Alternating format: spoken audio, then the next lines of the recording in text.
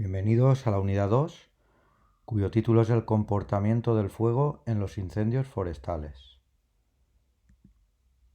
Aquí tenemos el índice donde vamos a tratar los siguientes puntos. En primer lugar, el triángulo del comportamiento del fuego. Seguidamente trataremos los combustibles forestales, cómo clasificarlos, sus características y qué modelos de combustible existen. También hablaremos de los factores meteorológicos, definiendo el concepto de clima y meteorología, y la influencia de los factores meteorológicos sobre los incendios. Y por último hablaremos de los factores topográficos, cómo influye la orografía en la evolución del fuego, saber interpretar planos y mapas, el concepto de escala, también la orientación y medición de distancias y qué aparatos utilizamos en medición y orientación. En el primer apartado hablaremos del triángulo del comportamiento del fuego. El triángulo del fuego, como bien indica el nombre, es un triángulo, tiene tres partes, y ahí afectarán los factores meteorológicos, que posteriormente comentaremos, los factores topográficos y, por supuesto, el combustible. En cuanto a los combustibles forestales, decir que un combustible forestal es una materia vegetal que es susceptible de arder, y sus características influyen notablemente en que se inicie un incendio, evidentemente. Es el único factor del triángulo del fuego sobre el que podemos actuar. En el resto no podremos, como después comentaremos. Es decir, actuaremos de manera preventiva o directa. A continuación vamos a clasificar los combustibles forestales. Podemos atender esta clasificación según su estado vital, que podrían ser vivos o verdes, como las herbáceas, arbustos, arbolado, etc. O podrían ser muertos o secos, como ramas caídas, la hojarasca que hay en el suelo, troncos secos, árboles muertos, etc. Si la clasificación la atendemos según el estrato que ocupan, tenemos combustibles aéreos, que están en las copas, como son las ramas y hojas, y se encuentran por encima del 1,5 metros sobre el suelo. También tendríamos combustibles superficiales, que se engloban desde el suelo hasta 1,5 metros de altura. Aquí entrarían las hojas, ramas, troncos, arbustos, etc. Y también los combustibles subterráneos que están dentro del suelo. Aquí entrarían las raíces u otras partes vegetales. Otro tipo de clasificación sería según su tamaño, es decir, el tamaño del combustible. Aquí podemos ver que podrían ser combustibles ligeros, regulares, medianos, gruesos o pesados. Los ligeros tienen un diámetro menor de 6 milímetros, y entre paréntesis voy poniendo ejemplos como hierbas, hojas, etc. Los combustibles regulares, el diámetro oscila entre los 6 milímetros y 25 milímetros, como ramillas y arbustos. Y los medianos, el diámetro oscila entre 25 y 75 milímetros, como ramas y árboles pequeños. Y en el caso de combustibles gruesos o pesados, el diámetro es mayor de 75 milímetros. Aquí tendríamos troncos y ramas gruesas, por ejemplo. Otra clasificación de los combustibles sería según su disponibilidad. Que tengamos combustible total, es decir, todo el combustible vegetal está en el área afectada por el incendio. Otro punto sería combustible disponible, que es aquel que está en condiciones de arder y consumirse en el incendio. Y el combustible restante, pues es el caso contrario, no está en condiciones de arder y queda sin quemarse después del incendio. Pues esto puede ser debido, por ejemplo, a su elevada humedad, grosor o porque queda fuera del alcance de las llamas. Por tanto, tenemos combustible total, estaría englobado dentro el combustible disponible y el restante. En cuanto a las características de los combustibles, vamos a nombrar unas cuantas y en primer lugar hablaremos de la inflamabilidad y combustibilidad. La inflamabilidad indica su mayor o menor capacidad para arder al aplicarle un foco térmico. Se mide en relación al tiempo que tarda en emitir los gases inflamables, es decir, cuando aparece la llama. En cambio, la combustibilidad indica la forma, no la capacidad, sino la forma en la que arden los combustibles una vez que se han inflamado, es decir, la mayor o menor facilidad con la que arde un combustible. Otra característica de los combustibles es la cantidad que hay, ¿no? La cantidad de combustible. Se mide con la siguiente relación: peso seco del combustible dividido, o fracción, sobre la unidad de superficie. Es decir, la unidad podría ser kilos por metro cuadrado o, por ejemplo, toneladas por metro cuadrado. A mayor cantidad de combustible, mayor calor se desprende y, por tanto, mayor intensidad tendrá el incendio. Otra característica es el tamaño y la forma del combustible. Aquí hablaremos de la relación superficie-volumen, que es la cantidad de superficie de un combustible por unidad de volumen del mismo. Esta relación influye en la mayor o menor facilidad para arder. Por ejemplo, los combustibles finos arden más rápido porque tienen mayor superficie, es decir, tienen una mayor relación superficie-volumen. El intercambio de agua con el exterior es, por tanto, más rápido, entonces mayor superficie para absorber o perder agua. Hay más rapidez de absorción del calor que producen los combustibles próximos que están ardiendo. Por tanto, mayor rapidez en alcanzar la temperatura de ignición. Y hay mayor contacto con el oxígeno. Otra característica de los combustibles es la humedad. La humedad es la cantidad de agua presente en el combustible. La humedad se mide en el tanto por cien y esta sería la fórmula de medir la humedad. Peso húmedo menos peso seco dividido peso seco total por esta fracción por 100. La humedad depende del estado del combustible, es decir, si está vivo o muerto, y depende de la relación superficie-volumen que hemos comentado anteriormente. Para combustibles vivos, en primavera hay más humedad y en verano menos humedad, por lo tanto mayor disponibilidad para arder. Para combustibles muertos, los cambios de humedad en el vegetal se equilibran con la humedad del ambiente y su disponibilidad para arder depende, por tanto, de las condiciones ambientales. Y para combustibles finos se secan, humedecen y arden más rápidamente que los gruesos. Otra característica es la distribución en el espacio, es decir, la continuidad del combustible. Hablaremos de dos conceptos: continuidad horizontal, que es cuando no existen grandes huecos entre el combustible y favorece la propagación del fuego. En cambio, la continuidad vertical favorece el paso del fuego de superficie a un fuego de copas. Aquí vemos un ejemplo de continuidad horizontal y vertical.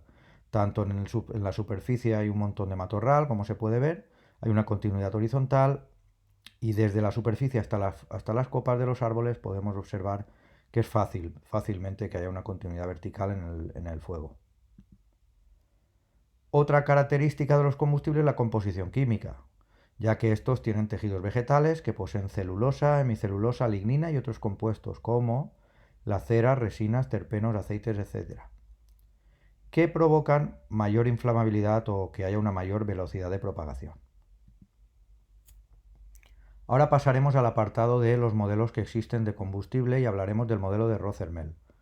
En el siguiente cuadro, no lo voy a describir totalmente, pero podéis ver claves de modelos de combustible según el modelo de Rothermel. Por ejemplo, el grupo 1, tenemos los pastos, que es el modelo 1, y la breve descripción: pasto fino, seco y bajo, que recubre completamente el suelo. Pueden aparecer algunas plantas leñosas dispersas, de matorral o arbolado, ocupando menos de un tercio de la superficie. La cantidad de combustible, materia seca, es en torno a 1-2 toneladas por hectárea. Aquí podríamos ver más modelos, ¿no? El 2, 3, 4, 5, 6, llegaríamos hasta 13, y como he comentado anteriormente, tenemos varios grupos, ¿no? Modelos hay 13 y grupos tenemos pues el grupo de pastos, el de matorral, el de hojarasca bajo arbolado, grupo 4 sería restos de cortes y operaciones silvícolas, etcétera, ¿no? Esto es un modelo teórico que existe. Aquí he puesto varias figuras o fotografías de varios modelos para que los podáis comparar. Modelo 1 no tiene nada que ver con el modelo 4, el modelo 8, el modelo 12 veis la continuidad horizontal, etc. Y ahora pasaríamos a explicar los factores meteorológicos, que es una parte del triángulo del fuego, como hemos comentado anteriormente, donde no podemos intervenir. Solo podemos intervenir de manera preventiva en el combustible, que hemos comentado anteriormente. Vale, pues esta parte del triángulo del fuego, los factores meteorológicos, en primer lugar vamos a definir el concepto de clima y meteorología. La climatología es la ciencia que estudia la serie de estados de tiempo atmosférico que suceden habitualmente en un determinado lugar o región. Hablaremos de meteorología como ciencia que estudia las propiedades de la atmósfera y los fenómenos que tienen lugar en ella, es decir, los meteoros. Ahora pasamos a explicar un subapartado que es la influencia de los factores meteorológicos sobre los incendios, que nos interesa mucho. Hablaremos de la radiación solar, ¿vale? Que es un factor meteorológico. Esta radiación solar es la energía transferida por el Sol a la Tierra. A mayor radiación habrá mayor pérdida de humedad del combustible, por lo tanto habrá más inflamabilidad y mayor combustibilidad. Evidentemente esta radiación solar depende de la latitud, de la orientación, del mes que nos encontremos en el año, la hora del día, la existencia de nubes, contaminación, etcétera, etcétera. En las zonas de umbría hay menos radiación, por lo tanto hay más humedad. Esto conlleva menor probabilidad de incendio y por tanto menor velocidad de propagación del incendio. Ahora hablaremos de la temperatura, que es otro factor meteorológico, en grados centígrados. La temperatura, como sabemos, sufre variaciones. A lo largo del año es mayor en verano porque los rayos son más perpendiculares. Y a lo largo del día aumenta la temperatura después del mediodía, ahí está el máximo de temperatura, y disminuye al amanecer, donde es el mínimo de temperatura. A mayor temperatura podemos concluir que los combustibles son más secos, por tanto más fácil para que se inicie la ignición y mayor velocidad de propagación del incendio. Otro factor meteorológico sería la humedad relativa en tanto por cien. Aquí tenemos la fórmula, que sería la cantidad de vapor de agua que contiene una masa de aire dividido por la cantidad total que podría albergar a una temperatura. Habría que tener en cuenta que a mayor humedad relativa, menor oxígeno habrá en el aire. Por tanto, si hay menos oxígeno, menor probabilidad de combustión. También a mayor humedad relativa, habrá mayor humedad en el combustible. Y mayor energía necesaria será necesaria para el precalentamiento. La humedad relativa depende de la temperatura, por tanto, el valor máximo de humedad relativa es por la noche y el valor mínimo de humedad relativa es después del mediodía. Si la humedad relativa es menor al 30%, habrá mayor probabilidad para que se produzca un incendio forestal. Otro factor sería el viento, que es el movimiento del aire de una zona a otra. Las causas que originan el viento, tenemos incrementos o variaciones de presión, diferencias de presión, donde el aire se mueve de la zona de mayor presión a la de menor presión. También las diferencias o variaciones de temperatura, ¿no? Entre dos puntos. Todo esto conlleva que si aumenta la temperatura de una masa de aire, aumenta su volumen, disminuye su densidad y al ser más ligera asciende. El viento podemos definirlo en función de su velocidad, es decir, o intensidad, y lo medimos con un aparatito que se llama anemómetro, como podéis ver en la fotografía, y también definimos el viento en función de su dirección, que se mide con la veleta. También vemos la fotografía. Por ejemplo, viento del noroeste es el que sopla desde esa dirección, donde miramos y nos dan la cara. Efectos del viento. Pues el viento provoca que se acelere la combustión, ya que aporta más oxígeno, disminuye la humedad relativa y deseca más rápidamente el combustible, por tanto adelanta la ignición, y aumenta la transmisión de calor por radiación o convección. Otro efecto del viento es que puede provocar focos secundarios al trasladar las pavesas. Van de un sitio a otro y se inicia el fuego en otras zonas. También puede afectar a la seguridad de los combatientes, es decir, mediante cambio imprevisible de la dirección del viento, por ejemplo, o la intensidad. Los vientos locales son debidos a diferencias locales de temperatura y a la geometría del terreno. Por ejemplo, podríamos hablar de las brisas de ladera y valle, de las brisas tierra-mar o los vientos foehn. Vamos a hablar en primer lugar de las brisas de ladera y valle. El proceso se describe en los siguientes pasos. El primer paso: sale el sol y calienta el suelo de las laderas orientadas hacia él. El siguiente paso es el suelo calienta, por conducción, la capa de aire que hay adyacente a esas laderas. Esa capa de aire disminuye su densidad, es decir, pesa menos y comienza a ascender por la ladera. A eso se le llama brisa de ladera ascendente o anabática. El aire frío ocupa el hueco dejado por el aire que está ascendiendo. Se calienta y comienza a ascender otra vez, formándose un proceso de convección. Estos vientos alcanzan el máximo alrededor de media tarde. Aquí tenéis la figura de las brisas de valle y brisas de ladera, ¿vale? Hemos explicado la brisa de ladera. Las brisas de valle surgen como consecuencia, como hemos dicho anteriormente, de las brisas de ladera. Debido a las corrientes ascendentes, en horas próximas al mediodía, se crea un movimiento de aire que sube desde el fondo del valle que intenta reemplazar toda esa masa de aire que se está moviendo hacia arriba. La máxima intensidad a las 3 o 4 de la tarde. Desaparece cuando el viento de ladera se invierte al anochecer. Al caer la noche, o bien que no haya sol, ocurre lo contrario, es decir, el suelo se enfría, entonces se enfría el aire que tiene en contacto el suelo, en esa parte de la ladera, y al ser más denso y pesado, tiende a descender por esa ladera, y a eso le llamamos brisas de ladera descendentes o catabáticas, como podemos ver en la figura. Otro concepto es el de brisas marinas terrestres, que son debido a diferentes velocidades de calentamiento de las masas de agua y terrestres. Por el día, la Tierra se calienta más rápido que la marina. Ahí podéis ver el esquema. La Tierra aumenta su temperatura y el aire circula hasta que se enfría y va hacia el mar, ¿no? Hacia el mar. Y ahí se generaría la brisa que volvería hacia la Tierra. En cambio, por la noche la temperatura del aire en el mar es mayor que la terrestre. Ocurre lo contrario. Y el sentido del movimiento de la brisa sería al contrario, como se puede ver en la imagen. Los vientos Foehn, que es otro concepto que hemos comentado, que se da en el norte de los Alpes, ocurren cuando una masa de aire cálido y húmedo atraviesa una cadena montañosa. Los pasos son los siguientes. El aire se enfría y condensa al ascender por las laderas de Barlovento, que es de donde sopla el viento, formándose nubes y lluvias. Luego ya el aire en la zona de sotavento, el aire ya sin humedad, desciende rápido por la ladera y se calienta debido al aumento de presión y aumenta su velocidad, desecando, por tanto, la vegetación a su paso. Este es el efecto Foehn, como podemos ver en la fotografía de la derecha. Los vientos Foehn son los vientos de sotavento, es decir, ya cálidos, una vez pasada la masa de aire frío y las lluvias y demás, y las nubes, pues estos serían los vientos ya una vez en sotavento, es decir, cálidos y secos, que son de mayor intensidad.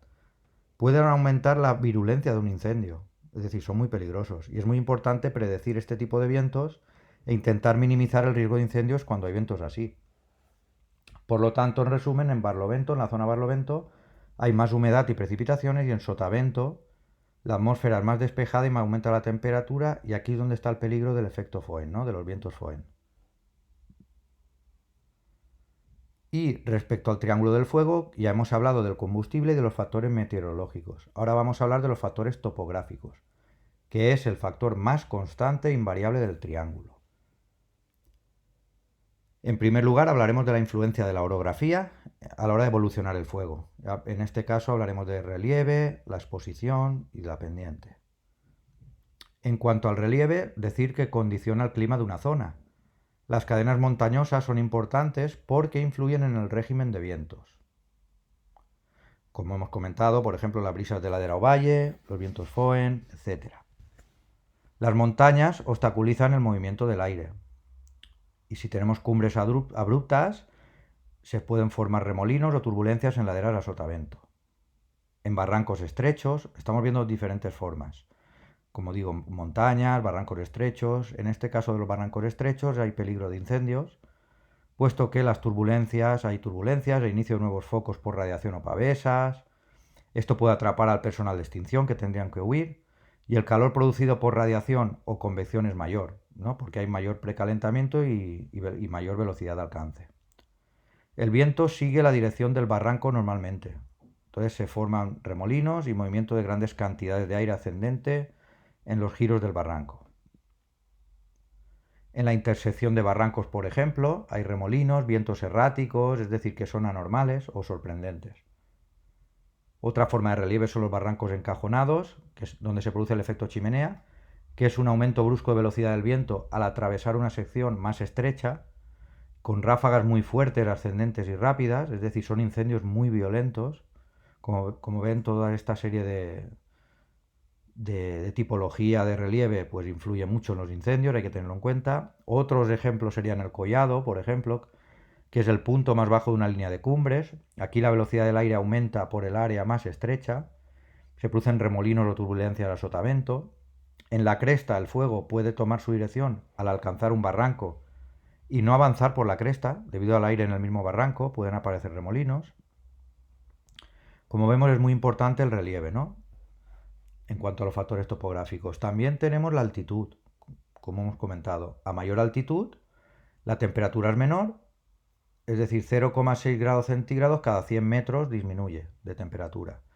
Hay más precipitaciones, hay menor combustible y este combustible tiene más humedad, se necesita más tiempo para que se inicie la ignición y hay menor velocidad de avance del incendio.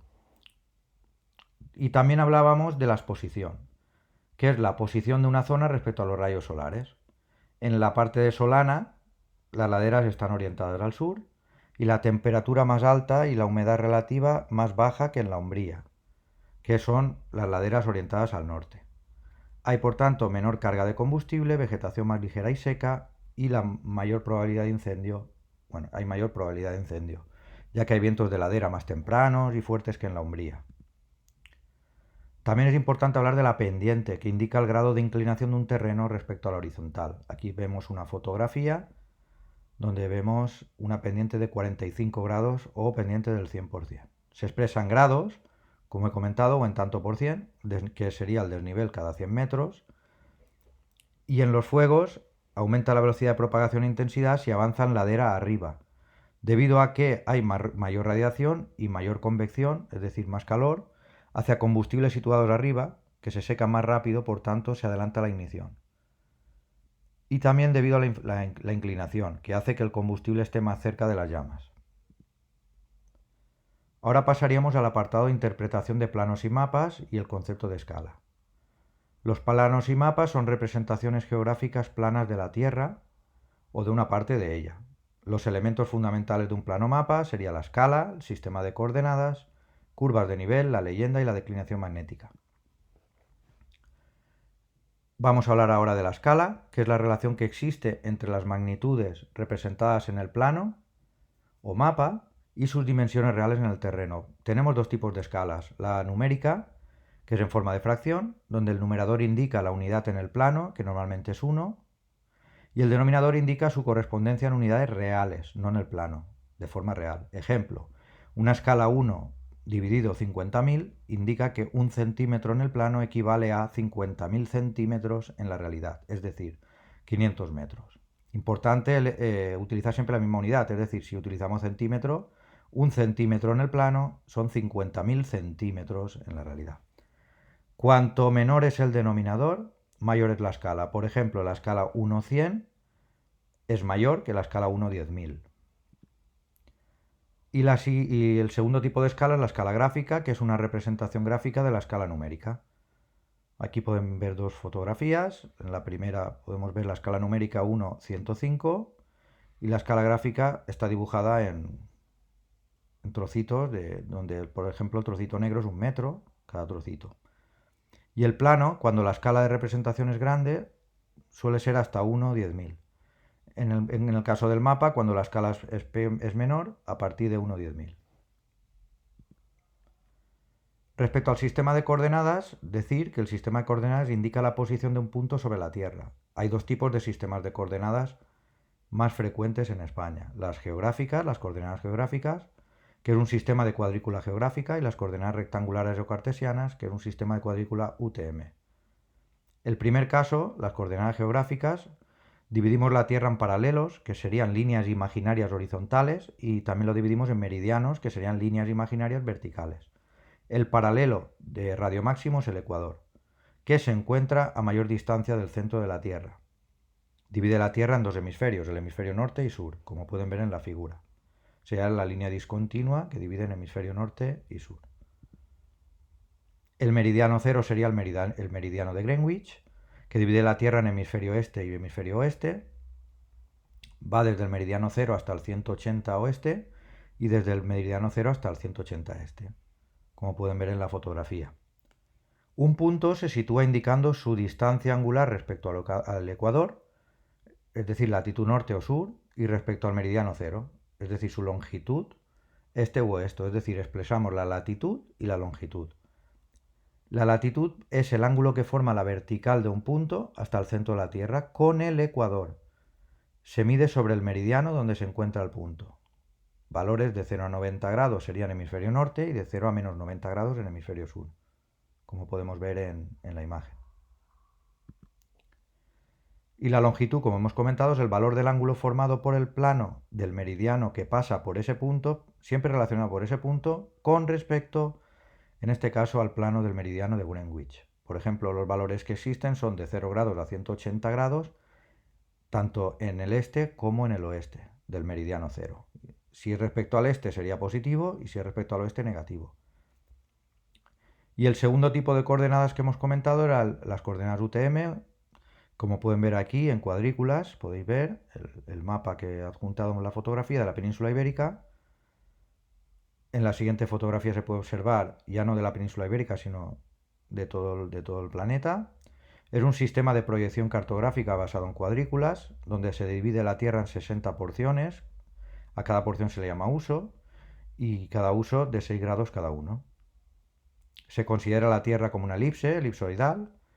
De sur a norte hay 20 zonas y cada zona abarca 8 grados de latitud y 6 grados de longitud. En cuanto a la latitud, excepto la banda X que posee 12 grados en vez de 8.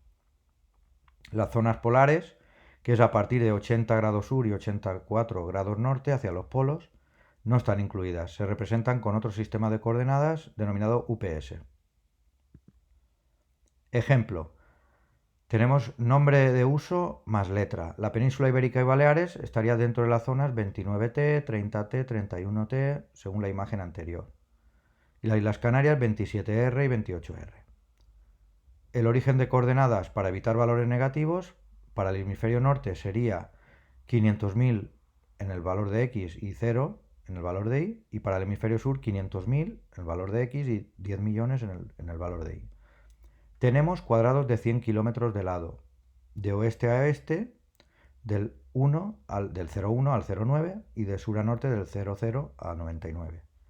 Cada cuadrado se divide en cuadrados de 10 kilómetros de lado y cada uno de estos en otros de 1 kilómetro de lado. Valor UTM en un punto corresponde con el número de cuadrados que hay desde el origen hasta el punto. Y las unidades UTM se miden en metros. Aquí podríamos consultar y visualizar mapas en la web del Instituto Geográfico Nacional.es. Comentar en cuanto a las coordenadas UTM, cualquier duda se comentará en las clases que tengamos disponibles y no es necesario aprender nada de cara al examen y de cara a la práctica, etcétera, ya que todos estos son datos que perfectamente se nos puede olvidar el día de mañana. Curvas de nivel o isoipsas son líneas trazadas en el plano que unen puntos de igual altitud. Aquí podemos ver varias fotografías. Viene en una zona de un mapa, un plano, y podríamos ver en la imagen inferior izquierda, podríamos ver una montaña, cómo proyectarla y definir las curvas de nivel y qué altitud tiene cada una. La leyenda sirve para darnos información complementaria que no puede representarse a escala, como podríamos decir dónde hay carreteras, pistas, edificios, las curvas de nivel, etc. Es ese pequeño cuadrito donde ponemos el simbolito o el color y decimos qué significa cada cosa. Respecto a la declinación magnética, decir que es el valor del ángulo que forma el norte geográfico con el norte magnético. Primero vamos a definir estos dos nortes. El norte magnético es la dirección que señala la aguja imantada de la brújula, es decir, la del polo norte magnético. En cambio, el norte geográfico es con el que nos orientamos en los planos. La declinación magnética es positivo cuando el norte magnético se encuentra al este del norte geográfico. En cambio, es negativa la declinación magnética cuando el norte magnético se encuentra al oeste del norte geográfico. Es importante corregir esta desviación entre los dos nortes y los valores de declinación magnética varían cada año. tenemos un mapa de España de declinación magnética que podríamos revisar en la página del Instituto Geográfico Nacional, como adjunto en la diapositiva. Y podéis ver la imagen tanto de la declinación magnética positiva como negativa. Respecto a la orientación y medición de distancias, comentar primero que hay diversos tipos de distancias. Tenemos la primera, la natural o real, que está simbolizada en la figura de color verde. Es la distancia que hay entre dos puntos A y B medida sobre el terreno, teniendo en cuenta todas las irregularidades del terreno. Otro tipo de distancia es la geométrica, que está simbolizada de color rojo. Es la distancia en línea recta entre dos puntos A y B, se mide sobre el plano, usando escala y curvas de nivel.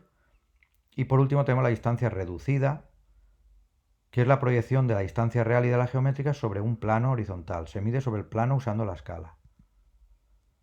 Respecto a la orientación, hablar que son el conjunto de técnicas que nos ayudan a conocer nuestra posición, definir hacia dónde nos dirigimos o bien identificar en el mapa puntos situados en una dirección concreta.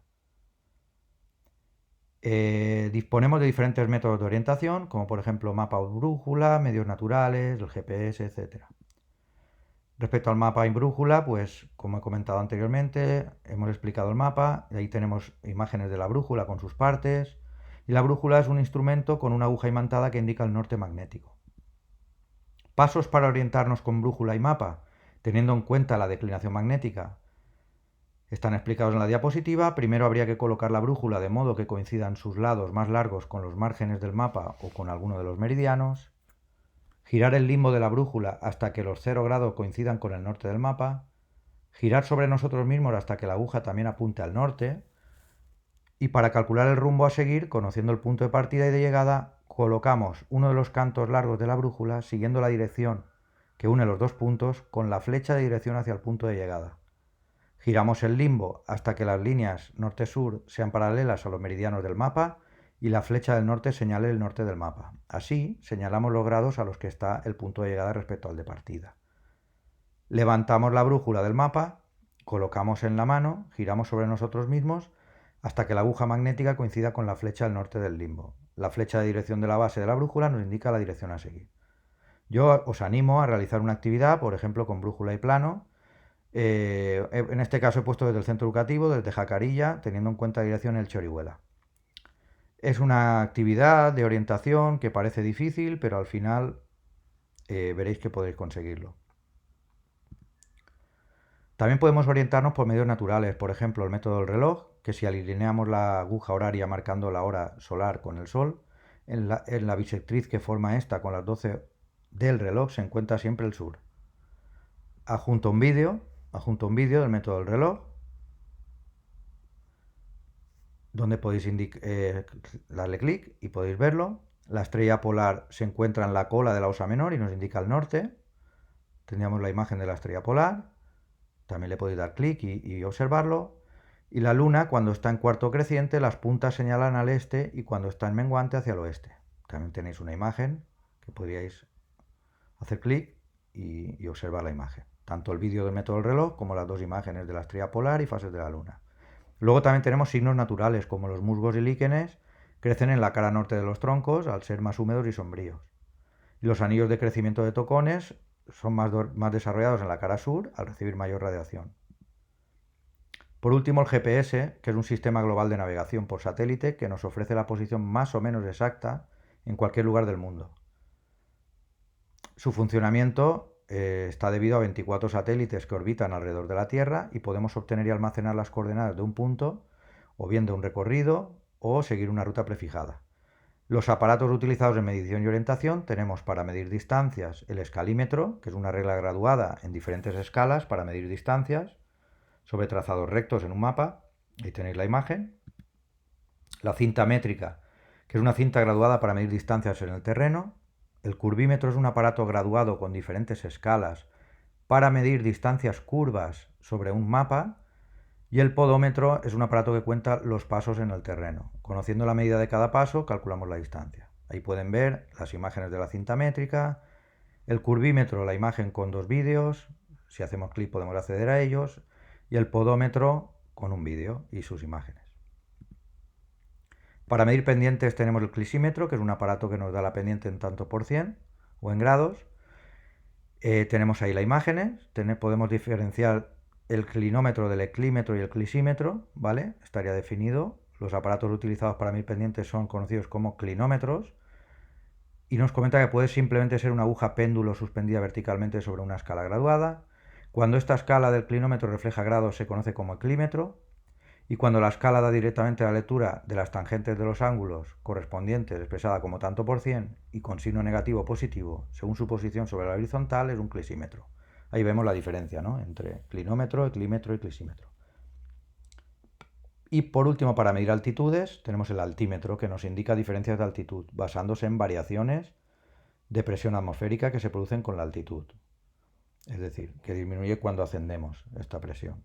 Ahí ven unas imágenes y podemos darle clic al vídeo explicativo. Hasta aquí sería la explicación de esta unidad 2 y nos vemos en la próxima clase para resolver dudas o cuestiones. Un saludo.